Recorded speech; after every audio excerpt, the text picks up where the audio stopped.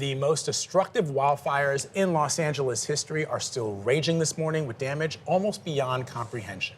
Get this, some 10,000 structures have been obliterated and at least 10 lives have sadly, tragically been lost. The fires remain almost completely uncontained. Still, there are stories of hope emerging. Our next guest is a veterinarian playing hero to dozens of pets caught in the chaos of these fires. Dr. Annie Harvilicz runs 2 animal facilities in the Los Angeles area and at one point had taken in 40 animals, and she joins us now from Marina Del Rey, California. Thank you so much, Doctor, for joining us. I did a little bit of this in the last hour, talking about the number of pets that have been found, that are some suffering from burns, clearly trauma. Tell us about the work that you're doing and what you're seeing at your shelter. So I'm trying to help people who are evacuating. Mostly what I'm doing is connecting with people through emails. I'm getting hundreds and hundreds of emails a day from people who have evacuated or are evacuating. And it's important for people to know that if they evacuate with their pets, they're going to be okay. They're going to find places to stay. When I basically took this abandoned veterinary hospital and opened it up, thinking that I was going to be inundated with animals. And really what's going on is people are contacting me, thinking that they're going to have to put their animal with us. But I tell them, no, go ahead and go to the hotel that you're going to, or the Airbnb or the shelter, because they're all accepting animals now. It's not like it used to be, like during times of Hurricane Katrina. You know, we've learned our lesson there.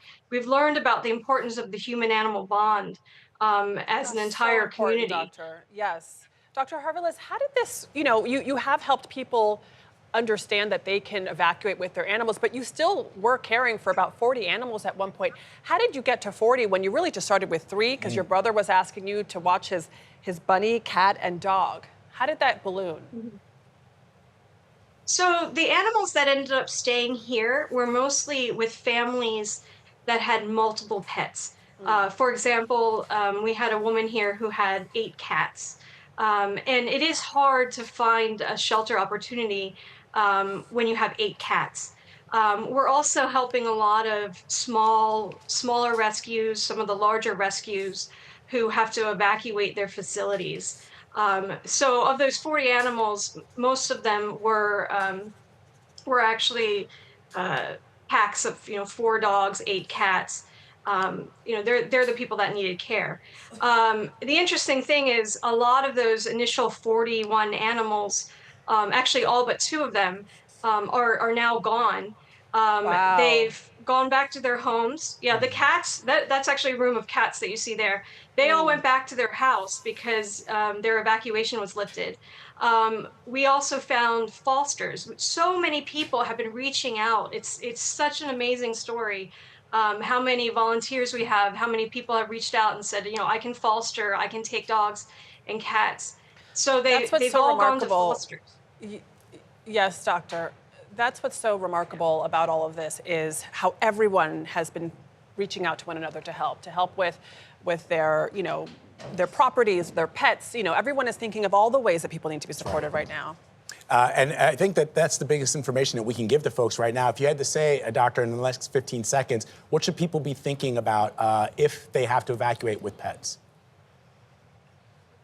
They should just be thinking about getting out. I'd like to tell people who aren't in a zone that needs to be evacuated immediately, people like myself who are in Marina Del Rey, a lesson that I learned this morning is I got a fake alert on my phone, and I thought I was going to have to evacuate. Wow. And my immediate thought was, it was at 4 a.m. It woke me up, and I said, oh my gosh, what am I going to take? What am I going to take? And I started kind of panicking. So I think everyone in LA County should sit down and make a list of what they want to take. That's great advice. And be prepared. Be prepared. Yes, doctor. Thank you. Exactly. There's Thank you so much for your time. Okay. Thank you so much for your time. We're out of time, but we so appreciate your insights and all the work you've done.